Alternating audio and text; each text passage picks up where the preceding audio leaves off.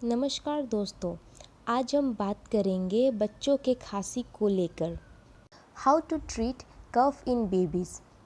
जितना कि आपको मालूम होगा कि बच्चों को खांसी होना एक साधारण सी बात है। ये बहुत ही ज़रूरी वीडियो है।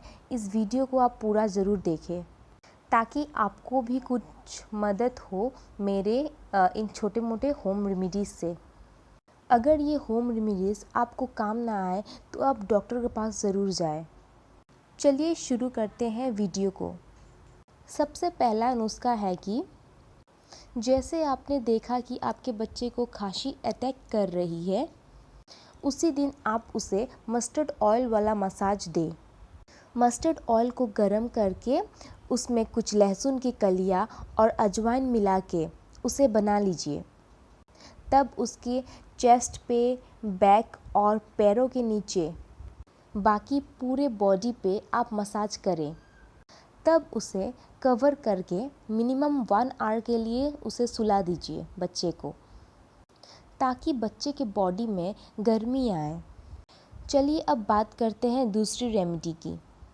दूसरी रेमेडी है कि आप तुलसी के पत्ते का जूस निकाल लो और उसमें थोड़ा शहद और अदरक का जूस मिलाकर अपने बच्चे को थोड़ा थोड़ा करके दिन में 2 टाइम पिला दो।